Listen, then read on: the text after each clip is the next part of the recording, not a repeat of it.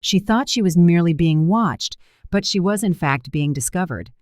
Around the bonfire, the warmth came from more than just the flames.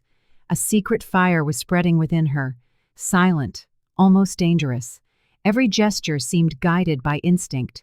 The way her fingers traced the rim of her glass, the restrained smile, the slow, unhurried way her body moved, and they all saw it. They all felt it. Their gazes no longer hid anything. They carried secrets held in suspension. Beside her husband, she was discovering something new, to be unveiled without a touch, to be embraced without contact. When she felt the firm presence approach from behind, her breath caught, not from fear, but from anticipation. He whispered what she already knew. The night was expanding beyond the two of them. Between the safety of the known and the risk of the unexpected, she realized she had already offered herself. The question was no longer if, but when. And who would have the courage to cross that invisible line with her, the line between the permissible and the uncontrollable? The crackle of the flames seemed to mark the rhythm of my breathing. I let out a low laugh, trying to appear distracted, but inside, every muscle was alert. I shifted on the log that served as a bench and realized that even this simple gesture had taken on another dimension. The light fabric of my clothes clung gently to my skin, revealing more than I intended, or perhaps exactly what I intended. "What are you laughing at?" someone asked from across the fire, their voice laced with provocation. "Nothing," I replied. But my eyes said everything. I felt my skin prickle, not from the cold wind, but because I knew I was being watched. The weight of those gazes was different. There was no judgment, only curiosity, and something more, something that burned in silence. My fingers played with the rim of the glass, gliding slowly, as if following their own rhythm, and with each movement I felt their breath catch for a second. My husband beside me seemed lost in conversation, but every now and then his eyes would find mine, and in that brief contact there was a shared understanding. He knew, he saw, he felt it too. The fire crackled, sparks rising like small confessions cast to the heavens. I wondered how long I could sustain this game without completely surrendering. It was dangerous, but the feeling of being on the verge of something uncontrollable kept me there, motionless, wishing the silence would speak for me. And it was in that silence that I realized it. The night was no longer just mine. There were no direct words, and perhaps that made it all the more intense. Each movement I made seemed to gain a new weight, as if I were performing a secret choreography. But it was pure instinct. I ran my fingers along the rim of the glass, slowly, as if drawing something invisible. Then I tucked my hair behind my ear, feigning distraction, but feeling every gaze follow the motion. "It's warm, isn't it?" someone commented, without looking directly at me. "A little," I answered, and my tone came out lower, almost too intimate for a crowded table. I uncrossed my legs without haste, a trivial gesture that in that moment seemed charged with intention. The silence around us wasn't empty. It was full, heavy, almost palpable. There were no words, but there was a clear exchange, as if we were all engaged in a silent dialogue. My husband let out a loud laugh at some joke, but the glint in his eyes when they met mine betrayed any sense of normalcy. It was a glint that undressed me without a touch, that said what his mouth didn't need to. "I know, I see it, and I want more." In that instant, I realized I wasn't just being observed. I was offering something, a voiceless, contract-free offering, but one so real it made my heart beat in time with the fire. The invitation had been made. The question was, who would be brave enough to be the first to accept it? He stood up slowly, as if each movement was calculated not to draw too much attention, but it was impossible not to notice. Each step in my direction seemed to echo louder than the crackling fire itself. The air around me seemed to hold its breath with me. When he stopped behind me, I felt his firm hands rest on my waist. It wasn't a casual gesture, it was an announcement. That touch told everyone that something was about to happen, even if no one dared to comment. "Are you okay?" he asked quietly, almost for my ears alone. I am, I replied, but my voice came out different, denser, heavy with something I didn't recognize myself. His body leaned against mine, bringing a strange contrast of safety and risk. It was as if he were offering me shelter, but within that shelter, he was opening a door to the unknown. I knew I was protected, and at the same time, I knew I was about to cross a line of no return. Then came the whisper, hot, direct, certain. Tonight, the night won't be just ours. In that moment, the bonfire seemed small, almost decorative. The real flame was inside me, burning silently, ready to consume everything around it. And as the sparks rose to the sky, a certainty settled in my chest. The night had just changed its course. His whisper still echoed inside me, as if it had been etched directly onto my skin. My heart was beating out of rhythm, and each pulse seemed to push me closer to the abyss I was pretending to avoid.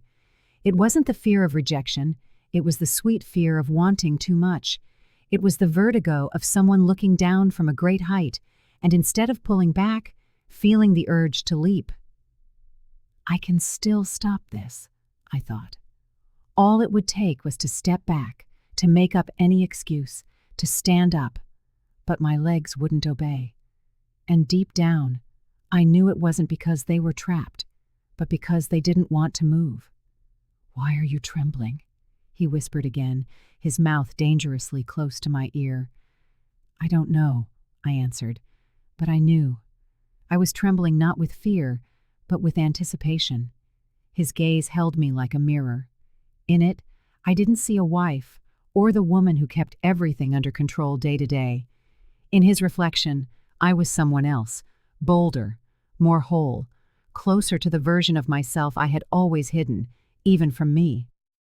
It was as if every cell in my body had been waiting for this moment to exist without rules. The sweet fear lulled me, but with it came a certainty. If I backed away now, I would spend the rest of my life wondering what would have happened if I had just let it happen. And with that thought, I realized I might have already chosen. The footsteps began, almost imperceptible, but with each moment they grew clearer, like a drum beating inside my chest. There was no hurry, no hesitation, just slow, calculated movements, heavy with intention. They didn't advance too far, nor did they retreat. They remained there, in an invisible circle, as if marking out a territory that was mine alone, an improvised altar around the fire. The air grew thicker, harder to breathe. It was as if the night had drawn its curtains around us, keeping secret what was about to unfold. And at the same time, every shadow seemed to be an accomplice, revealing exactly what their gazes didn't dare say aloud. "Can you feel it?" a low, masculine voice asked. I couldn't tell where it came from. My reply was almost a sigh, caught between fear and surrender. Each gaze held a different weight. One seemed to test me, another invited me, another dared me to go further. All of them together pierced me like electric currents, holding me upright when I no longer trusted my own legs. Curiously, I realized that my courage didn't come from trying to protect myself. On the contrary, it was born from the desire to offer myself, to be seen, to be accepted in this role that, just minutes ago, I would never have dared to imagine for myself. And when I felt my lips curve into a restrained smile, I understood. The game was no longer theirs to play with me. It was mine to play with all of them. In that instant, I grasped the essence of what was happening. There was no rush, no force, no demand. Only an expectation suspended in the air, as if everyone were holding their breath, waiting for my signal. His body remained behind me, firm, close, but not crossing the line. It was a presence, not an imposition. The chill of the night mingled with the heat of the fire, and I took a deep breath, letting that heavy air pass through me. My heart seemed to beat louder than any crackle of wood. And then I heard a whisper, without knowing which direction it came from. I didn't answer with words. I just sought my husband's gaze. That was all it took, an almost invisible nod from him, the subtle lift of his chin as if to say, The choice is yours. It was in that micro gesture that I understood what I had always needed to hear. And the answer didn't come from my mouth. It came from my silence, from my body that did not retreat. By remaining, I had already said everything. A shiver ran through the entire circle, even though no one had moved. It was as if, by not taking a step back, I had opened every door around me. And I realized that deep down, this was the most dangerous part, and also the most liberating. There were no more excuses. I had chosen, and they all understood. The fire crackled, marking the rhythm of what was unfolding, but the real fire didn't come from the wood. It was an invisible current circulating between us, silent, but as real as the heat on my skin. I felt it every time I moved my hand, shifted my body, or released the breath held in my chest. Something moved around me. My gesture was a secret signal, a sigh here, a denser silence there, and everything seemed connected by a delicate thread. There was no need for words. We were all connected by an energy that asked for no permission. "You've noticed?" a deep voice murmured, almost swallowed by the wind. "I have," I answered softly, and for the first time, I didn't try to hide it. It was strange and powerful to be at the center of this invisible web. I didn't feel exposed. I felt chosen, as if I were the link that held this vibration together, the piece that completed the circle. My body was trembling, yes, but not with hesitation. It was the same vertigo of someone on the edge of a dive. The knot in my stomach wasn't asking me to retreat. It was demanding courage, and everything inside me screamed that running was no longer an option. In that instant, I understood. I wasn't a hostage to this energy. I was a part of it. And with every second that passed, the urge to throw myself in only grew stronger. The invisible current that bound us found its release the moment I felt his hand slide from my waist. It wasn't an unfamiliar gesture. Those hands already knew my body, but here, in front of the others, it acquired a power I had never imagined. The world seemed to dissolve around us, as if nothing existed but that touch, and the way everyone waited for my reaction. The touch wasn't one of possession, it was one of sharing. "You are no less mine for being seen by them," he seemed to say without speaking a word. "You are more." "Are you feeling it too?" he asked, his lips brushing my ear. "I am." My voice came out broken, almost a whisper. My skin prickled instantly, betraying the control I was trying to maintain. My breathing became short, ragged, and every second of silence around us seemed to amplify the weight of that moment. It wasn't just about him and me. It was about all of us, united by an expectation that grew like a flame shielded from the wind. I glanced at the circle and saw something that made me tremble even more. No one needed words. The respect, the attention, the restrained desire were etched on every fixed gaze, in every breath that didn't dare to be loud. The space had transformed into a silent pact, and I, at its center, was both the offering and the choice. And in that simple touch, I realized the line had already been crossed. For a fleeting moment, a doubt pierced me like a thin blade. What if I regret this? The thought came quickly but found no root, because in the same second, another certainty burned over it. The greater regret would be to have never allowed myself this. It was like standing before a half-open door, hearing voices and promises from the other side. I knew that if I crossed, there would be no going back. But I also knew that to remain here, motionless, would be to condemn my desire to die suffocated, like a fire extinguished before it could reach its peak. "Are you afraid?" someone murmured, their voice deep, laced with an almost tender provocation. "I am," I answered, without opening my eyes. "But it's a good kind of fear." I took a deep breath.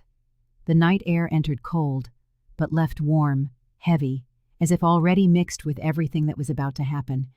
I felt his hand still on my waist, firm, and I knew I wasn't taking this leap alone. I closed my eyes, not to escape, but to let my body say what my mouth didn't have the courage to. My breath, my subtle movements, even the way I tilted my head back, it was all an answer. And in that moment, I understood. Fear was no longer the enemy. It was the final guardian at the door, and I had just left it behind. The first steps approaching me sounded like muffled thunder inside my chest. Their pace was slow, almost ceremonial, as if each movement were part of a secret ritual that I myself had summoned. The air grew thicker, heavier, until breathing felt like a conscious effort. I didn't need to look to recognize the presence closing in around me. I could feel it, dense, electric, occupying every space between the fire and the darkness. My eyes remained on the floor for a moment, but within me, awareness was absolute. I had surrendered. I was ready. The voice came, low, almost a whisper on the night air. "I don't think I ever have," I answered, "but I want to be." The firmness in my own tone surprised me, and then I realized this wasn't a loss of self, not a dissolution. On the contrary, it was a profound encounter with who I truly was. It was as if every step they took toward me was also a step I was taking inward, into a part of myself I had always kept locked away. The bonfire crackled loudly, sending a spark upward that briefly illuminated their watchful faces, and in that fleeting flash of light, I understood. There was no turning back. I had crossed the invisible line between what could be imagined and what was about to become real. The irreversible step had been taken, and it was I who had led the way. The night held no music, and yet it had its own rhythm. The crackling of the burning wood, the wind rustling through the leaves, even the uneven cadence of our breathing. It all came together like an invisible orchestra. It was a secret melody, and we moved within it. Each gesture fell into a perfect, unspoken tempo, though none of us had rehearsed. This was not a dance of bodies, but a dance of presence. Every exchanged glance, every weighted silence, every held breath, each was a deliberate beat, a sign that we were all connected. Connected to something larger. "Do you feel it too?" a voice asked, almost in a trance. "I feel it," I replied without hesitation, as if I were already part of a choreography that needed no explanation. And in that moment, I understood. I was no longer just a wife, no longer just a woman, no longer just a body. I was presence itself, a pulsing center holding the circle together. Everything around me seemed to have lost its name. There were no words that could fit, no need for labels. It was a ritual without rules, without a defined shape, yet it made perfect sense in the silence. In that silent surrender, I felt something within me shift. A version of myself, long hidden, was now taking form. And ironically, it needed no label at all. I was already part of the ritual, and the ritual was already part of me. The gestures began tentatively, as if asking permission from the space around us. A touch that reached out, a gaze that lingered, a silence that no longer concealed a thing. It was in the weaving of these small signals that I understood. The night no longer belonged to just one of us. It was theirs. It was mine. It belonged to us all. And the most surprising thing was the complete absence of fear. There was no shame, no need for explanation. Only a silent acknowledgement that we were crossing a line together, a line that could never be uncrossed. "There's no going back now," someone murmured, their tone so low it was almost solemn. "I don't want to go back," I replied, and my own voice felt steady, filled with a conviction I had never known before. The fire continued to burn, but it was no longer the main character in this scene. The true flame was burning within, consuming the last layers of doubt. It was an intimate, invisible combustion, transforming me beyond any resistance. And I understood then that the point of no return wasn't about them, or about what would come next. It was about me. It was about accepting that from this moment on, I would never be the same again. And for the first time, I didn't just accept it. I willed it to be so.